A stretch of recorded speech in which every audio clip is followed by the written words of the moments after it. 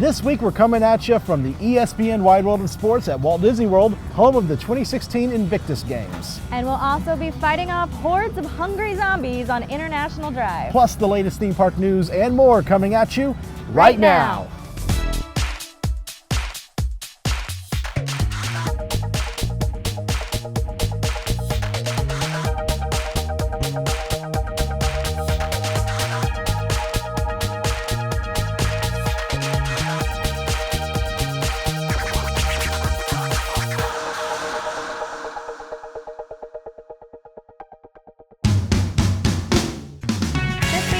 Brought to you by MEI Travel, our preferred travel agent for Disney World, Universal, cruises, and all your vacation planning needs.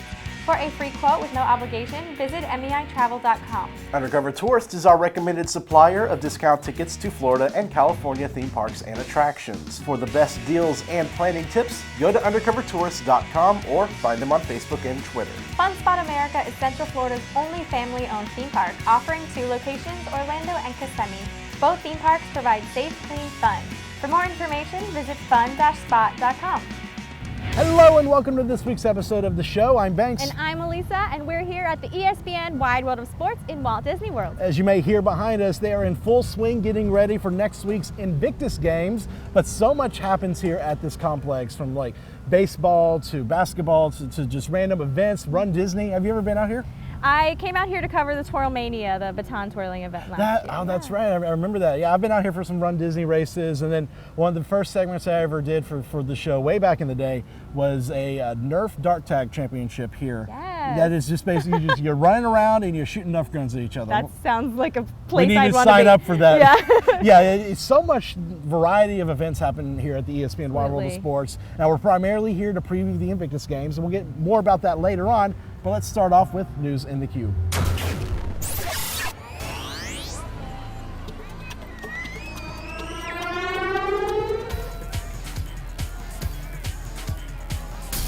First up this week, we have new details on the new Soarin Around the World ride. Employing HD laser projected footage and motion-based ride tech, the ride will lift 87 guests at a time, 40 feet up into an 80-foot projection screen dome, just like its predecessor, Soarin' over California. When the ride debuts June 17th, just one day after its sister attraction in Shanghai, Soarin' over the Horizon, guests will take flight above the Great Wall of China, journey over the pyramids of Egypt, and dash right through the Eiffel Tower in Paris. Those are just a few of the more than a dozen ways guests will be able to experience the wonders of the world. In addition to the new film, a new musical score based on the original, a reimagined interactive queue, and a third theater are going to be opening at Epcot when the attraction opens in June. Wow.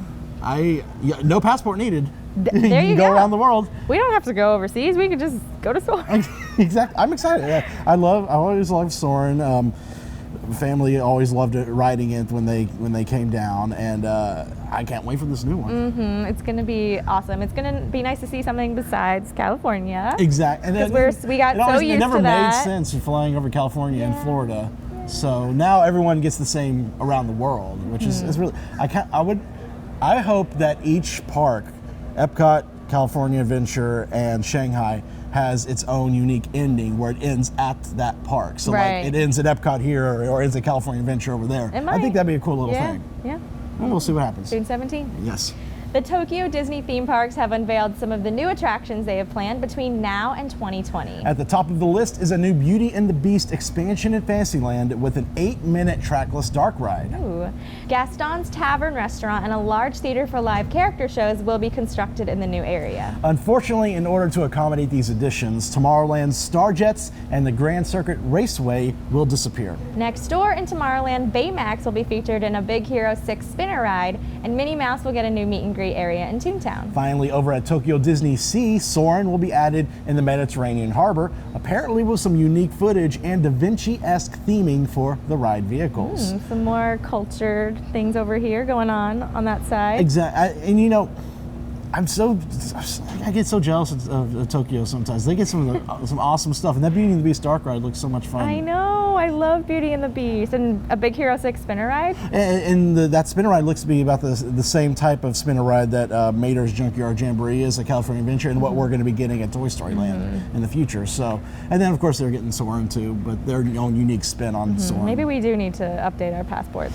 Yeah, I think we do need to go out there and cover all of this opening. All of it. Yeah. The East Plaza Garden at Disney World's Magic Kingdom is the latest venue where you can say your vows with your sweetheart. Located at the end of Main Street, the new garden provides the perfect setting for a ceremony fit for royalty with Cinderella Castle as a backdrop. Of course, you also want to arrive in Cinderella's coach, and for your wedding party, a classic turn-of-the-century Main Street vehicle. Currently, Disney's Fairy Tale Weddings package collections start at $2,500. And custom experiences begin at $12,000. But premier locations such as the Magic Kingdom with the completely customized ceremony and reception for 100 guests starts at $75,000. Just pull out my checkbook. Give me 1 second, Yeah. Jonathan. So Jonathan, y'all have a new wedding venue now, right? This is where y'all gonna get married. You're gonna be insistent that Jonathan books this. He's nodding his head. No. No, we have our venue, but maybe if it was like $75,000 cheaper, then maybe. Yes, if it was free. That'd be great. Then I would choose no, but it's a beautiful. You see, I saw the video of the set up there, and it's a beautiful venue. It's going to be great for people who can't afford the wedding. So I look forward to. Yeah. And the cool thing is that it takes place in the morning, so they say that guests, if they come at rope drop, they may be able to see a wedding taking place That's right true. there If you during don't park have hours. $75,000, just attend. Be in the area, and you can pretend like you're a guest Yeah, at their dress wedding. up and crash the wedding. We do not endorse wedding crashing at all. No.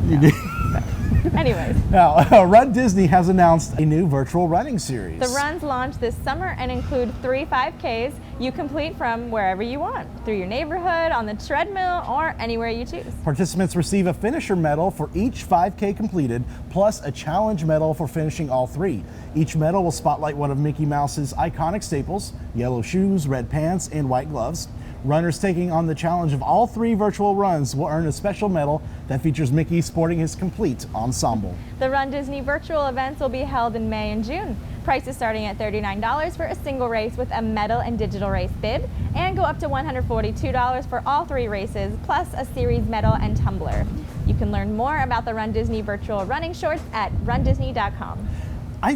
I think this is, for people who, live in other parts of the country and they can't make it to here or Disneyland for a RunDisney race in person. I mean, this is a nice way for them to kind of get out and get active in their own neighborhoods or at their gym and while and still earn saying they participated in a RunDisney race yeah. and get the medal there. So it's got some high points to it. I think the one downside is that RunDisney doesn't require a proof of the run, so you could just basically pay the money and just get the medal and not do a dang thing. That's and what I think maybe they should introduce some sort of app or way for people to show that, hey, I did the 5Ks. It reminds me of when I had to take a gym class virtually, and they were like, "Go run this much." I was like, "Did it?" That's terrible. I wouldn't do that though for this. If you're going to sign up for it and pay the money, you might as well go all the way and do it. Yes. And for us locals, I love doing RunDisney, but sometimes they sell out like that. Yeah. So I could sign up for these and still go run around the parks because you take a couple laps around World Showcase and that's a 5K right there. True. So just a normal day, and there you go. And then you can show off your medal afterwards. There you go. Now, finally this week, Dreamworks Animation has been bought by Comcast for a whopping $3.8 billion. DreamWorks Animation will now become part of the Universal Filmed Entertainment Group, which includes Universal Pictures, Fandango, and NBC Universal Brand Development. The acquisition includes popular franchises such as Shrek, Madagascar, Kung Fu Panda, and How to Train Your Dragon. Also, DreamWorks Classics includes a large library of older characters such as Where's Waldo and Rudolph the Red-Nosed Reindeer. Universal already had the rights to use DreamWorks Animation properties in its parks, but those rights weren't previously exclusive, so it's anyone's guess where this will go in the future of the parks. I want to see How to Train Your Dragon. I want to see a land for How to Train Your Dragon and like an awesome flying ride. I think that'd be so awesome. That would I be love that cool. movie so much. Yes, definitely. I know when I saw this on the news, I was like, wow, Dreamworks. It's a big deal. It's really neat. I guess, an equivalent would be like when Disney bought Star Wars and bought Lucasfilms. True. This is Universal buying DreamWorks and DreamWorks it's a big Animation. deal. It definitely will add a lot more possibilities for the future of the Universal parks. I'm curious though about Rudolph the Red-Nosed Reindeer because SeaWorld already has the rights now to put that in their park for Christmas. So I'm wondering if that's going to continue or if that's going to go away now. Or what maybe they were like grandfathered into it or something. Who knows? But we will see. It's exciting things to come from it, hopefully. Who knows?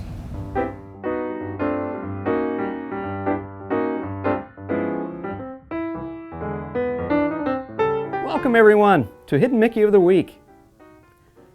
Let's go to Wilderness Lodge. At the entrance stairs to the Territory Lounge, a classic Mickey decorates a pot in the right lower section of a wall map. Happy hunting.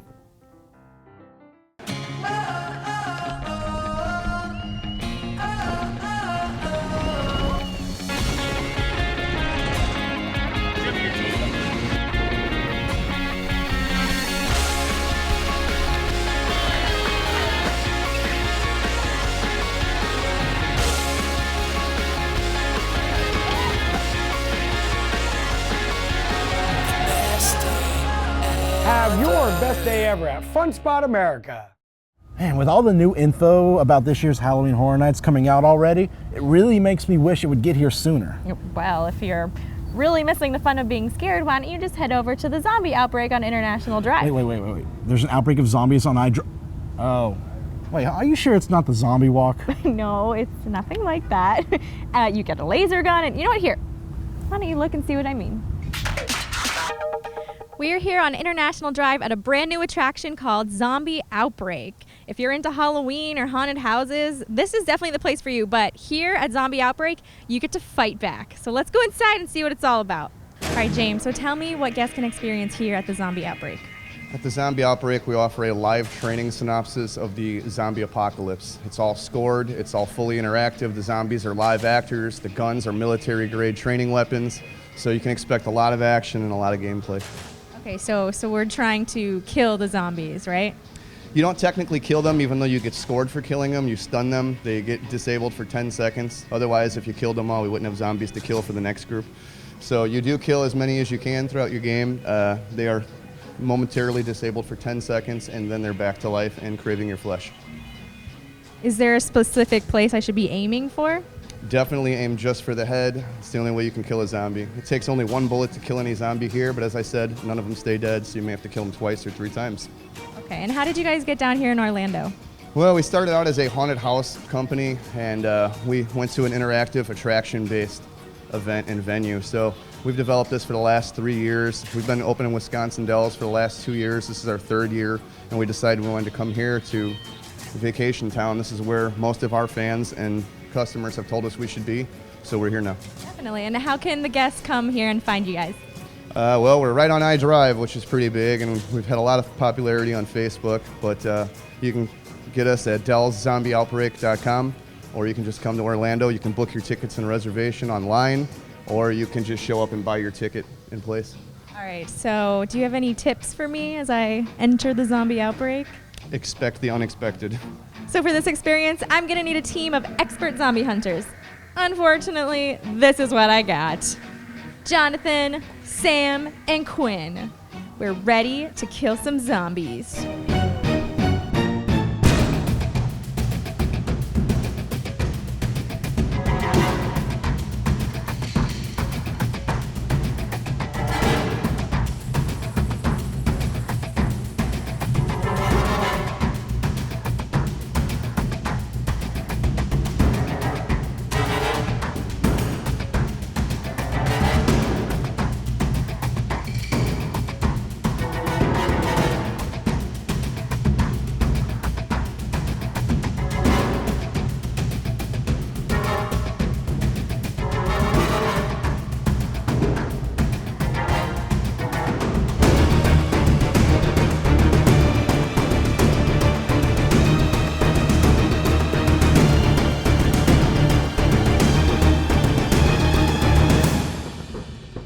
great. We all survived, we made it, killed some zombies, got bit.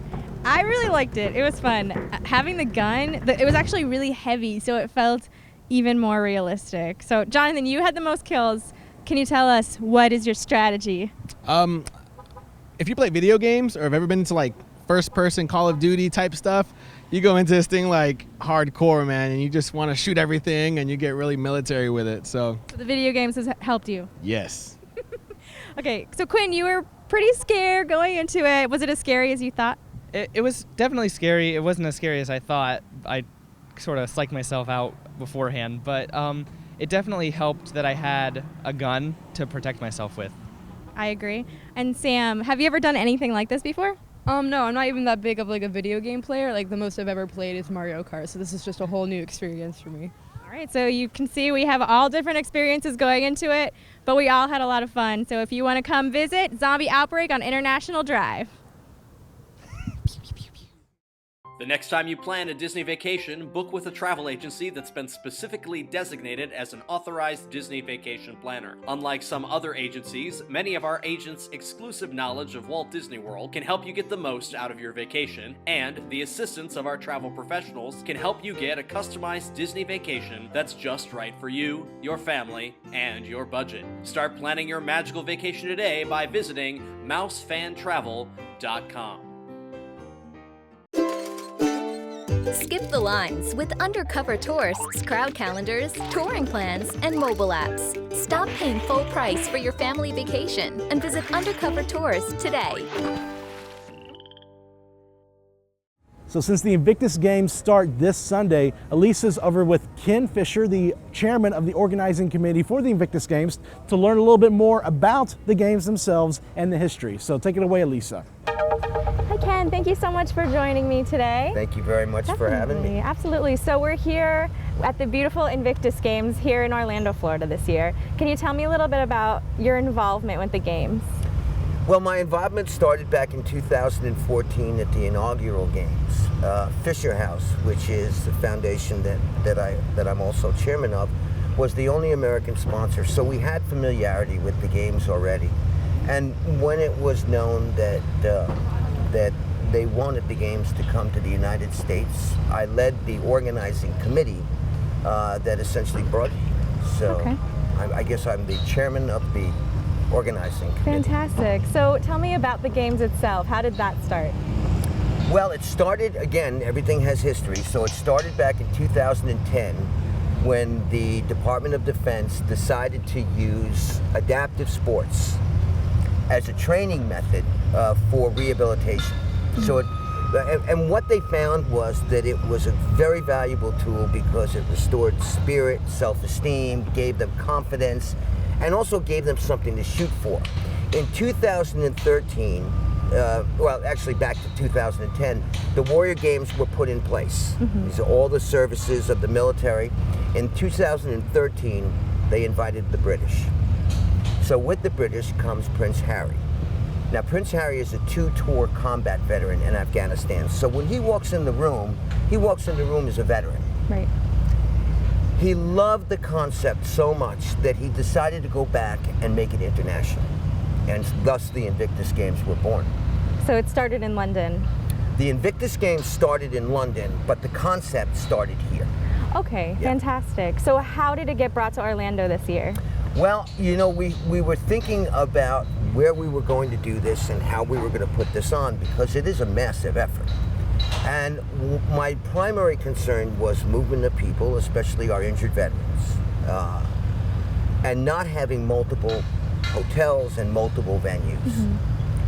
And I remembered back from my travel baseball father days, the Disney ESPN Wide World of Sports. So we came down here and did a tour, and we found out something else I didn't know, which was that the Department of Defense operates a hotel here called Shades of Green. So that became the natural athletes village. So all of the athletes can stay together. And then all of the family and friends could stay together because of the size of the resorts. So that, coupled with this magnificent facility, just made it a natural, and it really gives the Olympic feel to these competitors, and so it's just a win-win. Definitely, I agree. I really feel like this is a great environment to have the games held this year. Yeah. So how many contestants are going to be here? We have 500 contestants from 14 nations. Then there will be almost 1,000 family and friends coming to support them, and that's, you know, that's very fitting. Because what these games are going to do is, it's not just a competition. We're going to honor the military family in a way that it's never been done before.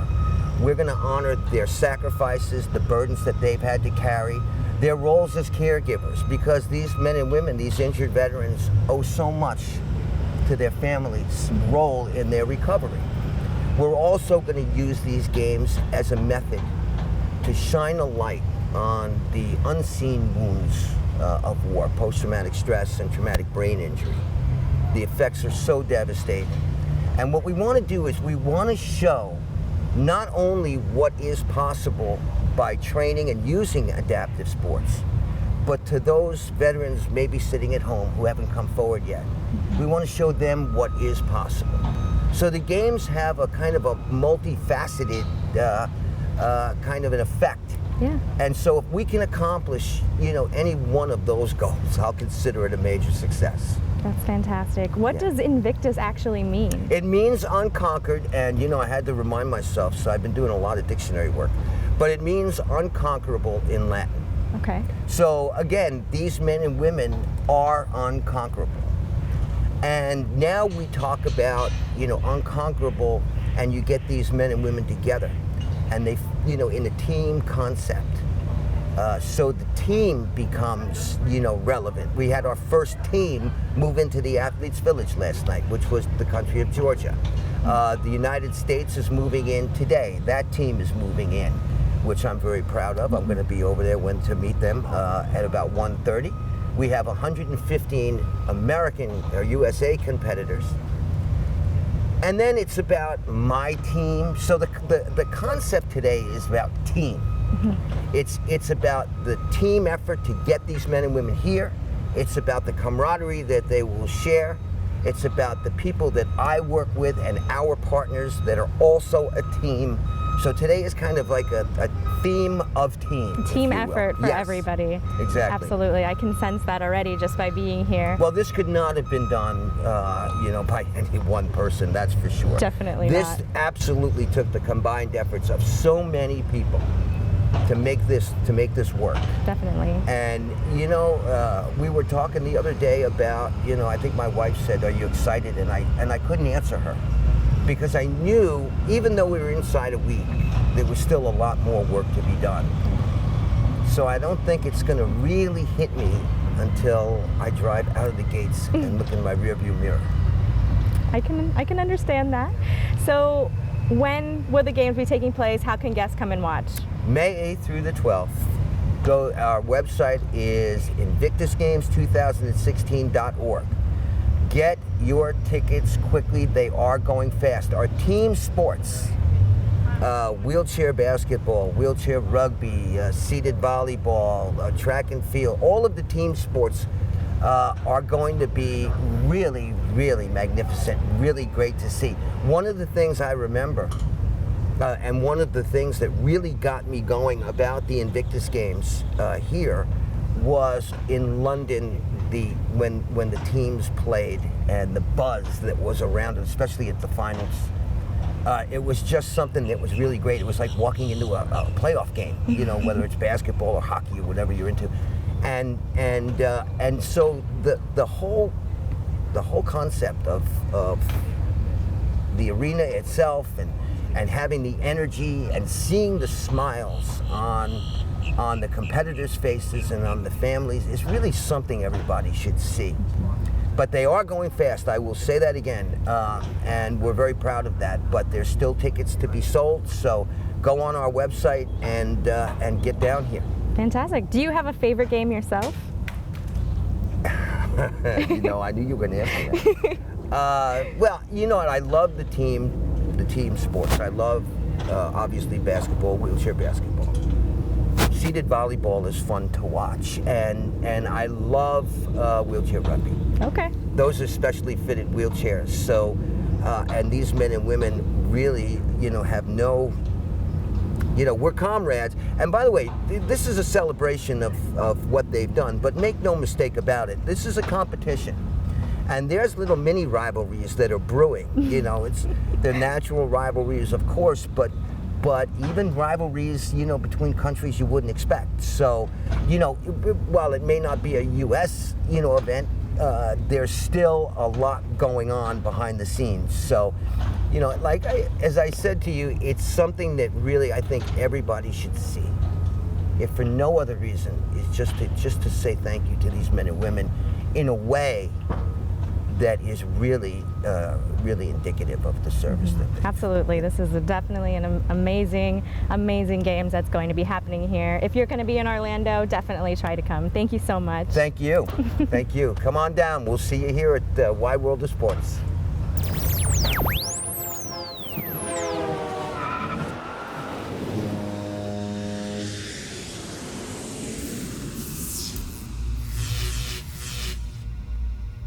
When you're visiting Walt Disney World Resort, you may not even know the ESPN Wide World of Sports is here. There's always plenty to see here, even if you aren't an athlete or a coach. Most of the events allow guests to buy a spectator ticket. In addition to amateur events, there are many professional sports you can see, such as soccer, baseball, and more. This is also the spring training home for the Atlanta Braves. To see what events will be happening during your Orlando trip, visit espnwwos.com. And now for this week's calendar. The Flower and Garden Festival at Epcot features performances by the Gin Blossoms on Saturday and Sunday. And Viva La Musica at SeaWorld Orlando features a performance by Willie Colon on Saturday. Don't forget to subscribe to our calendar at attractionsmagazine.com to stay up to date on these events and more. Now we have a bunch of happy birthday wishes this coming week, so let's get to it. Happy birthday to Jonathan Blake, Andrea Farmer, Ray Kime, and Mary Dietrich. Whew, quite a mouthful. Yeah, you got that right, but that's not all. Oh. Also, happy birthday to Matt Gamble, Beth Cocherella, Sean Slater, and Michelle Shea. We hope you all have the happiest of birthdays.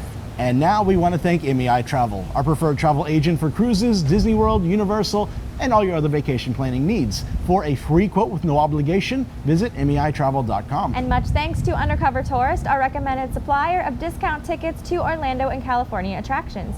For more information, visit undercovertourist.com. And thanks to Fun Spot America, Central Florida's only family-owned theme park. They provide safe, clean fun in Orlando and Kissimmee. Visit fun-spot.com for tickets and more information. If you enjoy our show, please support it by subscribing to our magazine through our website, in our app, or on the Nook. If you have an iPad or iPhone, be sure to download the free Attractions Magazine app. It features all of our news updates, videos, shows, and magazines. So I'm really excited to come and see the Invictus Games. We're gonna cover it. I'm sure we'll have a few videos up next week. The opening ceremony, closing ceremony, and maybe some highlights of all of the games going on. Saw that over there. So ESPN Wide World Sports, they don't have a pool here, but they needed a pool for this, and they built one. You better believe they built one. They built a beautiful pool, and Ken was saying like 3 weeks. So that's absolutely amazing. Olympic caliber pool. So it's yes, and I think there's other construction going on here as well that they're building just for these games. I think it's an amazing way to honor those wounded warriors. Agreed. I can't wait. I think it's fantastic. I'm happy it's here in Orlando this year. It's a big deal. A big deal for Orlando, big deal for this complex and Disney to have this caliber of games. I think, if I'm not mistaken, Prince Harry himself is gonna be here, and I think Michelle Obama will be here as well. So it's definitely a big deal. If you're in town, like they said earlier, tickets are still on sale at their website. I believe invictusgames2016.org. Yep. So we'd love to see you out here. I know we'll be out here. Yeah, absolutely. Thank you so much for joining us, and we hope you'll tune in again next week. Until then, visit your local attractions, try something new, stay safe, but most of all, have fun.